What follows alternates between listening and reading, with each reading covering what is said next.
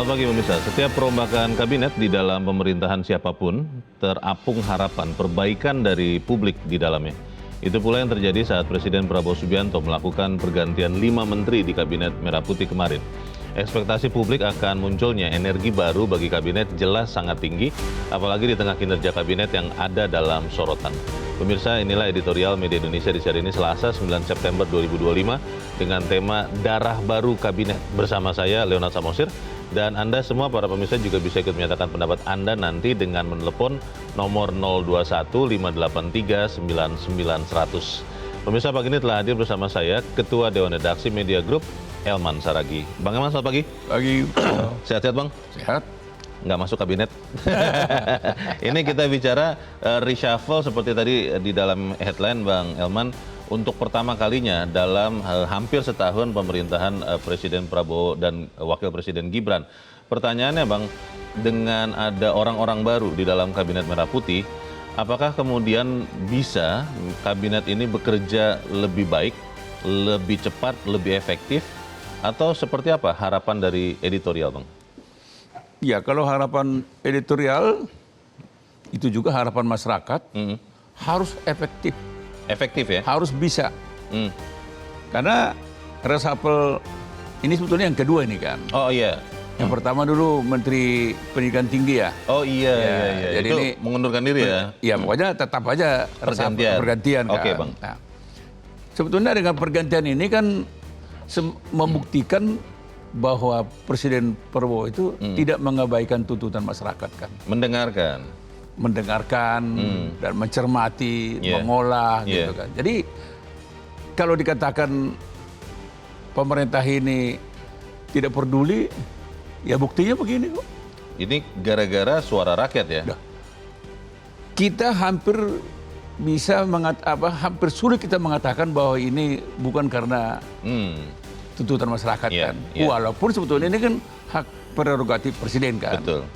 Oleh karena itu memang kita tidak perlu cari tahu alasannya apa dan tidak perlu karena yang penting ini kan sebetulnya kan pergantian ini kan pertama bahwa presiden tidak abai terhadap tuntutan masyarakat, kedua memang presiden ingin mewujudkan harapan masyarakat bahwa pemerintahan ini harus kuat dan efektif untuk menjawab apa yang dituntut oleh masyarakat kan. Kan masyarakat sekarang ini kan sebetulnya kan yang dia risaukan kan kapan kami dikasih pekerjaan aja. Iya. Kami harus bekerja nih. Kami nggak punya duit. Sebetulnya masyarakat ini kan tidak butuh bansos sebetulnya kan. Kita nggak butuh bansos. Kita butuh penghasilan. Nah, supaya kita ada penghasilan, harus ada pekerjaan. Nah, inilah salah satu yang dijawab oleh Presiden dalam reshuffle yang tahap kedua ini. Kalau menyitir judul editorial Bang Elman, Darah Baru Kabinet, pertanyaannya adalah apakah kemudian darah baru ini bisa memperbaharui darah-darah yang sudah ada dalam kabinet, atau jangan-jangan darah baru ini tidak lama lagi menjadi darah yang lama Bang. Kita akan bahas itu Bang Elman, dan pemirsa, inilah editorial Media Indonesia untuk hari ini Selasa 9 September 2025, Darah Baru Kabinet.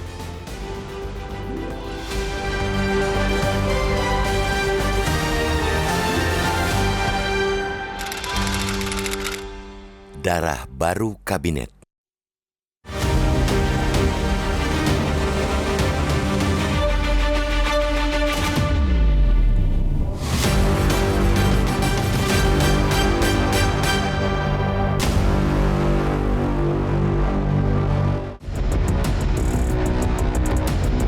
Setiap perombakan kabinet di dalam pemerintahan siapapun terapung harapan perbaikan dari publik di dalamnya. Itu pula yang terjadi saat Presiden Prabowo Subianto melakukan pergantian 5 menteri di Kabinet Merah Putih. Ekspektasi publik akan munculnya energi baru bagi kabinet jelas sangat tinggi, apalagi di tengah kinerja kabinet yang berada dalam sorotan. Penggantian Budi Gunawan yang menjabat Menko Polhukam, Dito Aryo Tejo pada jabatan Menteri Pemuda dan Olahraga Menpora, Sri Mulyani yang meninggalkan pos Menteri Keuangan Menkyu, Budi Aristiadi yang menjabat Menteri Koperasi Menkop, serta Abdul Qadir Karding pada jabatan Menteri Pelindungan Pekerja Migran Indonesia atau P2MI, jelas bukan sekadar bongkar pasang. Ibarat kinerja mesin mobil maka penggantian onderdeal itu punya makna jauh lebih strategis. Ia tidak sekadar mengganti sekrup-sekrup yang kendor atau menambah bahan bakar yang mulai berkurang. Lebih jauh dari itu, perombakan kabinet hingga menyentuh 5 menteri ialah kehendak kuat dari kepala negara untuk merespons keinginan publik agar laju kabinet kian kencang menaklukkan berbagai hambatan yang belum bisa ditembus sebelumnya. Masuknya Purbawa Yudi Sadewa, Mukhtaruddin, Ferry Yuliantono, Muhammad Irfan Yusuf, dan Dhanil Anzar Simanjuntak ialah pesan jelas dari Prabowo Subianto bahwa kabinetnya tidak mengabaikan tuntutan publik. Namun, pesan itu juga ditunjukkan kepada para anggota kabinet yang baru masuk bahwa mereka tidak bisa berleha-leha. Pundak-pundak mereka sudah harus memikul berbagai misi berat yang mesti diusung segera. Para anggota baru Kabinet Merah Putih tidak sekadar dituntut cepat beradaptasi, tapi cepat dan lincah menuntaskan misi yang diamanatkan oleh rakyat.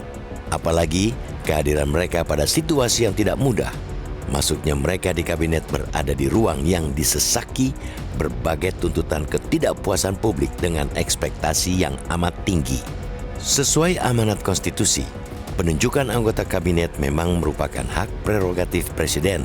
Dalam mencopot dan menunjuk sosok-sosok yang menjadi pembantunya, kepala negara pun tidak perlu mengungkapkan alasan.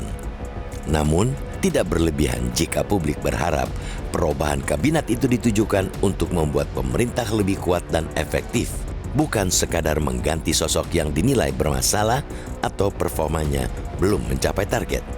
Bukan pula hanya untuk bagi-bagi jabatan atau aksi balas jasa.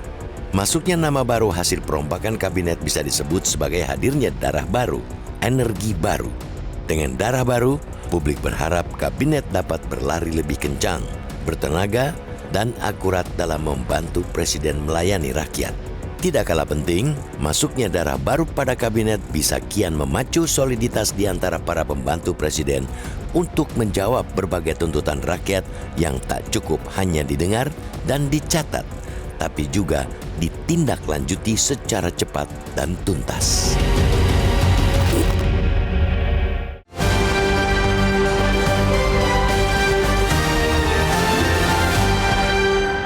Di bagian berikut Anda bisa ikut menyatakan pendapat Anda, pemirsa. Untuk saat ini tetaplah bersama kami.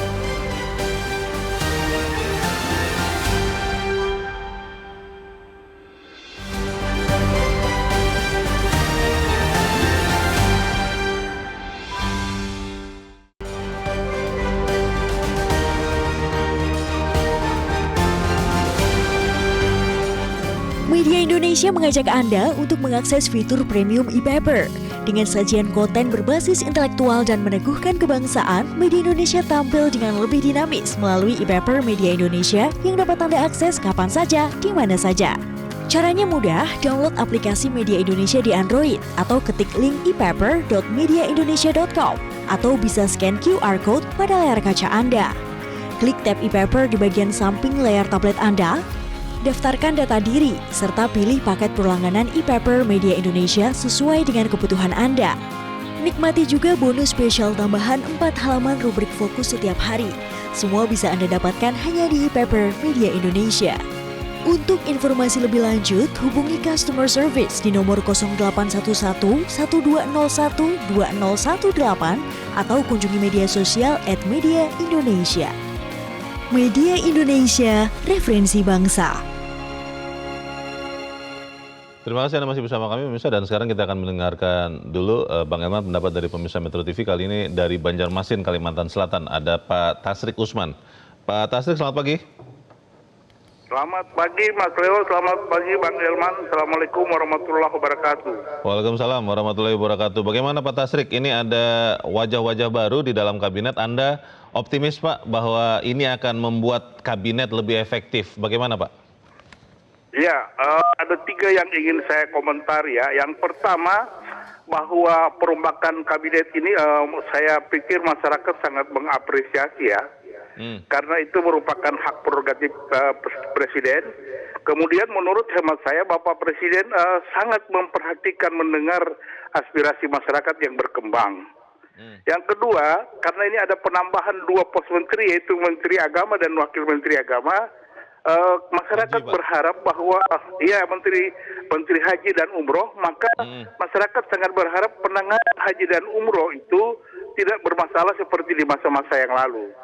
Kemudian yang ketiga, saya juga berharap kepada menteri-menteri yang baru saja dilantik ini akan memberikan satu semangat baru bagi kabinet Pak Prabowo ini untuk melaksanakan tugas dan kewajibannya secara baik.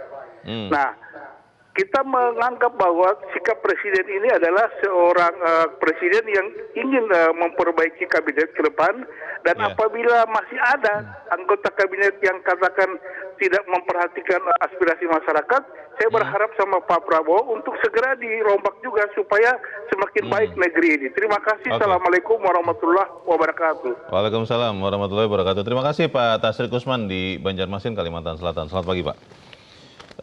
Yang pertama, Pak Tasrik mengatakan ini mendengarkan aspirasi masyarakat. Yang kedua, soal haji nih Bang Elman. Bagaimana kemudian penyelenggaraan haji bisa baik. Yang ketiga juga bisa meningkatkan semangat kabinet. Bagaimana Bang?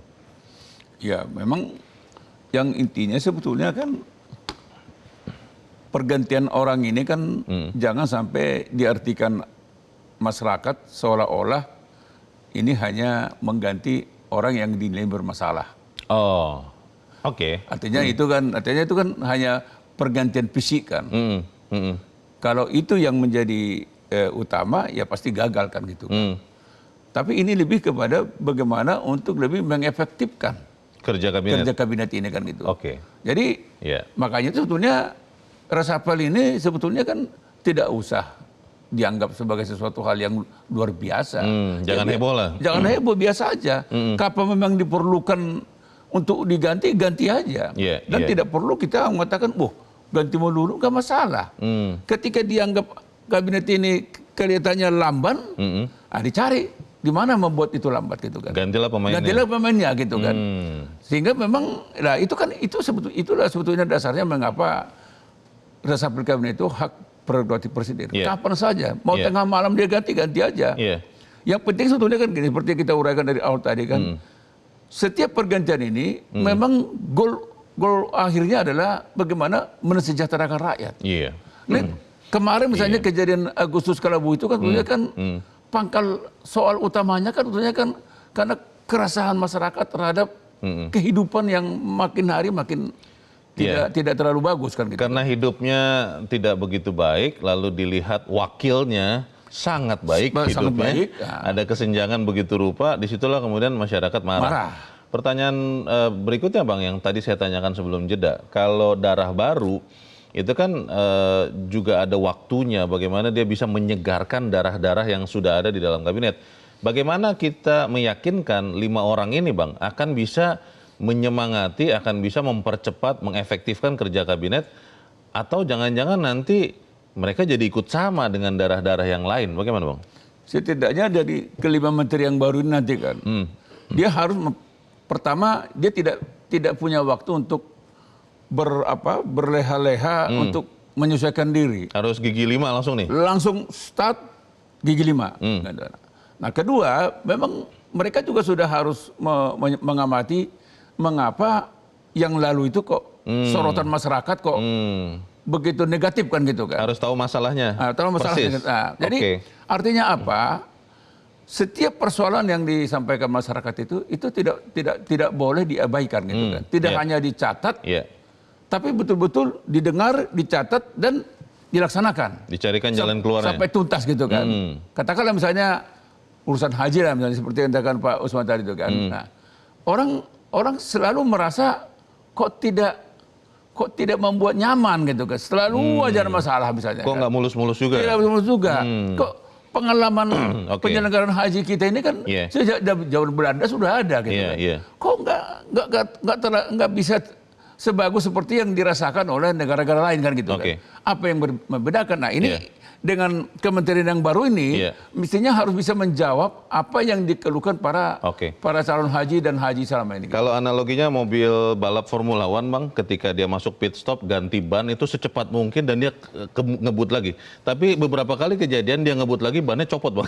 Bagaimana kemudian kita memastikan supaya ban yang baru ini benar-benar bisa bekerja dengan baik? Kita bahas di bagian berikut. Pemirsa tetap bersama kami, Editorial Media Indonesia segera kembali.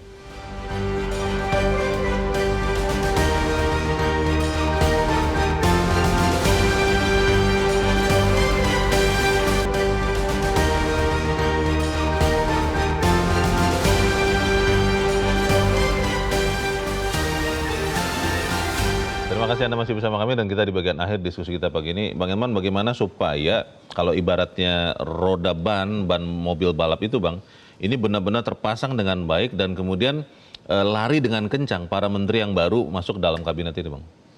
Ya kan, kita sangat yakin kalau sebelum Presiden melakukan reshuffle ini kan pasti Presiden sudah mencari tahu siapa sebetulnya yang akan duduk ini kan. Sudah dipertimbangkan sudah ya? Dipertimbangkan segalanya. Evaluasi. Siapa dan apa kemampuannya untuk ini pasang ini. Jadi ibarat mobil mesin itu kan pergantian onderdil ini kan tidak hanya ganti skrup atau menambah bahan bakar yang terasa kurang, tidak sekedar itu kan. Tapi memang dengan dibongkar pasang onderdil ini memang diharapkan mesin mobil ini, kabinet ini memang tidak hanya cepat, tetapi memang lincah dan bertenaga gitu kan. Karena sebetulnya kan masyarakat ini kan dia tidak terlalu perlu tahu menteri ini, tapi yang dia katakan kan saya mau bekerja, ada pekerjaan. Saya mau berobat, katakanlah BPJS, lancar, terjangkau dan semua katakanlah semua jenis penyakit dibayar bisa kan diobati. Gitu. Nah kan gitu kan. Mau beli makanan harga terjangkau. Mau beli beras berasnya ada. Terjangkau, ada. Tidak hanya ada, murah. Ini jangan ada tapi mahal kan. Betul. Nah, misalnya mau menyekolahkan anak gampang. Tersedia semua ini kan. Jadi masyarakat itu pun pasti menikmati hidup ini. Jadi sebetulnya yang dituntut masyarakat, kasihlah kami kenikmatan. Kehidupan ini. Kehidupan yang lebih layak. Jangan hanya kalian yang kami tonton. Dan sebenarnya tidak mewah-mewah, Bang. Enggak. Kebutuhan basic itu. Masyarakat tidak nuntut seperti mereka itu yang pamer-pamer kekayaan. Sampai begini. Apa itu macam-macam kalau kita lihat di TikTok mereka itu kan. Misalnya ulang tahun kalau kita lihat ibu-ibu itu kan bermewah-mewah, hedon gitu kan. Nah, sementara rakyat ini kan susah, menangis saja dia, apalagi dia lihat anaknya minta beli baju nggak ada duit, kasihan kan gitu. Nah, masuk sekolah susah. Nah ini sebetulnya sederhana aja sebetulnya. Jadi masyarakat pasti mendukung apapun yang diputuskan oleh Presiden. Tinggal lagi keputusan itu memang harus diwujudkan nanti. Rakyat harus lebih sejahtera.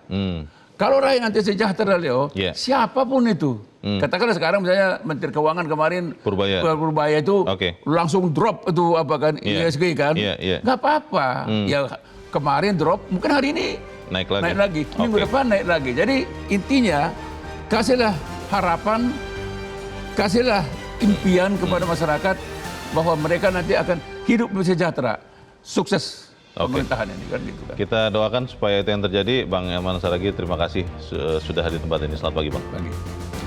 Pemirsa, kita mengatakan bahwa publik berharap perombakan kabinet ditujukan untuk membuat pemerintah lebih kuat dan efektif, bukan sekedar mengganti sosok yang bermasalah atau belum mencapai target, bukan pula hanya untuk bagi-bagi jabatan atau aksi balas jasa. Saya Leonard Samosir berterima kasih Anda sudah menyimak editorial Media Indonesia pagi ini.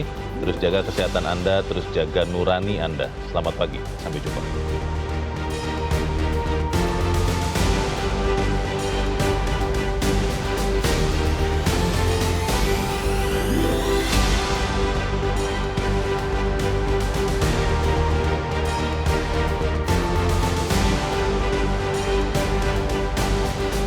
Jelajahi cara baru mendapatkan informasi. Download Metro TV Extend sekarang.